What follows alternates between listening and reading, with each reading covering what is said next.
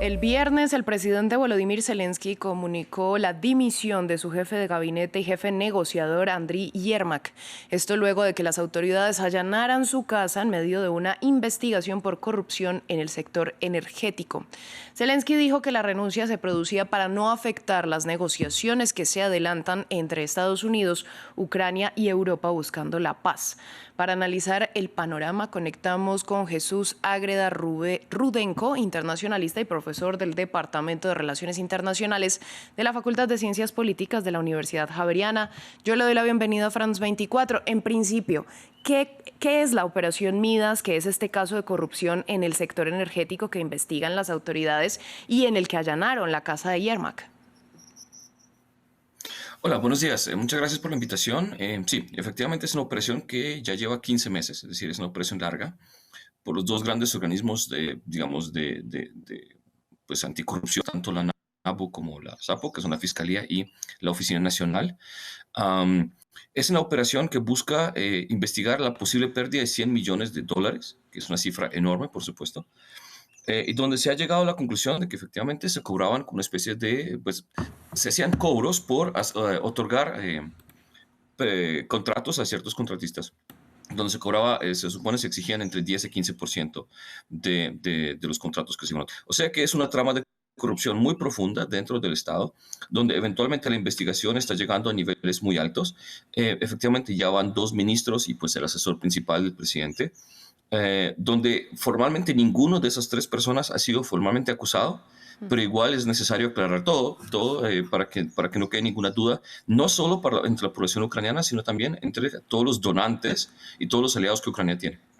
Bueno, no hay claridad sobre si Yermak salió por decisión propia o fue destituido por Zelensky. ¿Qué análisis se puede hacer al respecto? Yo creo, de nuevo, yo creo que cualquiera de las dos opciones es válida. Por un lado, Yermak entiende básicamente que su rol es insostenible, sobre todo ante esta negociación que estamos viendo entre Ucrania y Estados Unidos, que es una negociación extremadamente difícil en la cual Ucrania tiene que defender algunas de las posiciones, pues, que Rusia al parecer exige y que finalmente Estados Unidos está tratando de integrar también dentro de la discusión. O sea que su posición era insostenible. Entonces yo creo que, por un lado, él mismo, como un acto de responsabilidad política, está dispuesto a renunciar o estaba dispuesto a renunciar. Pero por otro lado, el mismo presidente necesita garantizar que de nuevo no caiga ninguna duda sobre su gobierno. Y eso significa que cualquier persona que esté mencionada o que al menos se esté investigando también no puede ser parte del gobierno. Así que es una combinación de los dos, pero finalmente los dos tienen el mismo objetivo y es aclarar o garantizar una buena negociación entre Ucrania y Estados Unidos. Y segundo, pues de nuevo, reducir cualquier sospecha sobre la presidencia de Zelensky en particular. Pero justamente usted lo acaba de mencionar y es que también tenemos que hablar de Rustem Umerov, que reemplazó a Yermak como jefe negociador ante Estados Unidos, porque él también ha enfrentado acusaciones de presunta corrupción, incluso fue acusado de no haber declarado 8 inmuebles en territorio estadounidense. Sí, la verdad es que primero tenemos que entonces ubicarnos en el contexto y es Ucrania y la mayoría de los estados que eran parte de la ex Unión Soviética tienen un problema estructural de corrupción. Eso no es nada nuevo. Si nos regresamos a 2004, Revolución Naranja, algunos de los líderes, como Yulia Timoshenko, de esa revolución naranja, eventualmente se vieron involucrados en casos de corrupción y tuvieron que dimitir o incluso fueron encarcelados por acusaciones de corrupción. De hecho, la misma protesta de Euromaidán de 2014 tenía como trasfondo este acuerdo que no se firmó entre un acuerdo de asociación entre la Unión Europea y Ucrania, pero en términos prácticos también hay una protesta contra la corrupción, o sea, que es un fenómeno otra vez estructural. El problema con eso es que la mayoría de los funcionarios del gobierno, previos al menos a Zelensky, tenían algún problema de este tipo y la lucha del gobierno de Zelensky ha sido frontal contra la corrupción. Pero por otro lado, tampoco tenemos que negar que estamos en una guerra y estamos en una guerra de información entre Rusia y Ucrania, lo cual significa que muchos de los casos son ampliados por fuentes de información de alguna forma que están compitiendo con Ucrania y que están compitiendo por la narrativa del gobierno.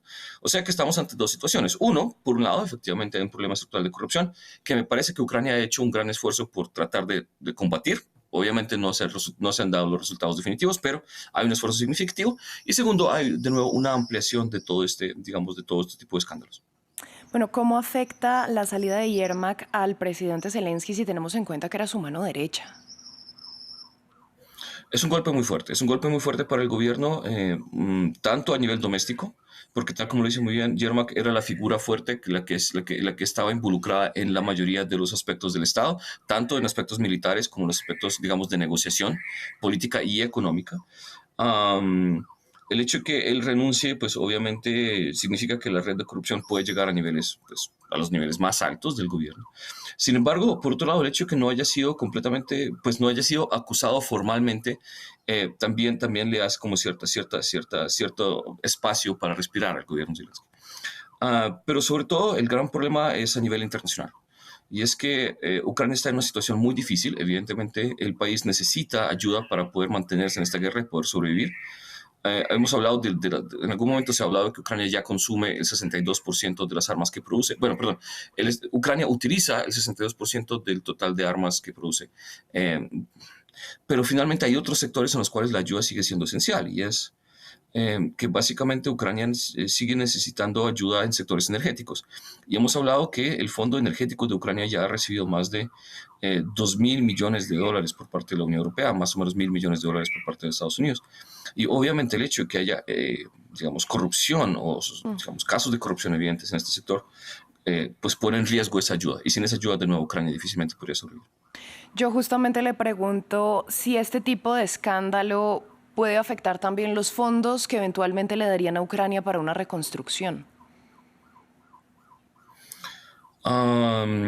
Sí y no. Por un lado, la sospecha existe, pero por otro lado, es evidente que los organismos anticorrupción en Ucrania están funcionando. Y este es digamos, el lado positivo de todo el asunto. Y es de alguna forma el discurso que el gobierno ucraniano va a tratar de presentarle tanto a Estados Unidos como a Europa. Y es, sí, efectivamente pueden haber casos de corrupción, pero por otro lado es evidente que se está haciendo un esfuerzo muy fuerte por tratar de contrarrestarlos y se están logrando resultados, otra vez, sin importar quiénes puedan estar involucrados.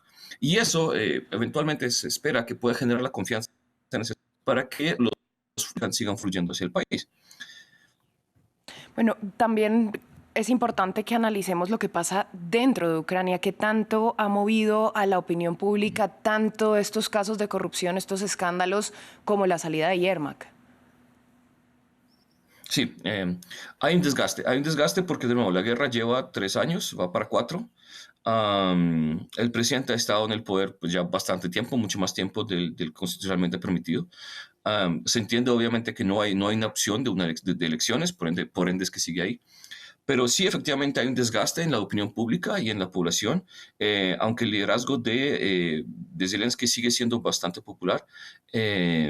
Efectivamente se empieza a plantear la necesidad de una reforma, digamos, de un cambio, de algún tipo de transformación, que puede ir en dos direcciones. Uno, pedir el cambio de presidente, que de nuevo es muy poco probable, pero sí es bastante factible una especie de reshuffle dentro del gobierno. Es decir, un cambio de ministros, un cambio de, digamos, líderes políticos que rodean al presidente, una mayor intervención del Parlamento y por otro lado, digamos, una mayor intervención de otros partidos, además del partido presidencial. Así que yo creo que veremos una presión popular dentro de Ucrania en esa dirección. Otra vez, no necesariamente para cambiar de presidente, pero sí para que haya, digamos, una renovación dentro del gobierno que eventualmente muestre un cambio y de alguna forma, pues, esperando que genere más confianza. Hablemos de esas otras figuras relevantes que se han visto salpicadas por este escándalo. Pues, por supuesto, primero que todo está Yermak. Como ya lo dije antes, Yermak pues, es el personaje más esencial, pero tal vez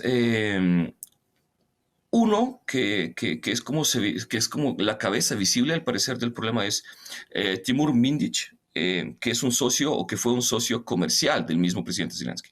Recordemos que el presidente Zelensky comienza su carrera en televisión, ¿cierto? Tiene un programa humorístico donde representa justamente la figura de un presidente. Y él, junto con Mindich, forman un canal que se llama Kvartal 95. Ah, Mindich está prófugo, ya no está en el país, pero sabemos que era no solo un aliado, sino pues hasta cierto punto un amigo del presidente ucraniano, con quien, pues según lo que se entiende en la opinión pública, con quien el presidente no ha tenido una relación cercana por lo menos hace 5 años, pero que finalmente ha sido una parte pues importante de la vida del presidente. Y el hecho de que él esté siendo, digamos, ubicado como la cabeza de todo el escándalo, y segundo, el hecho de que haya tenido que fugarse, ya es una muy mala señal para pues, el gobierno Zelensky.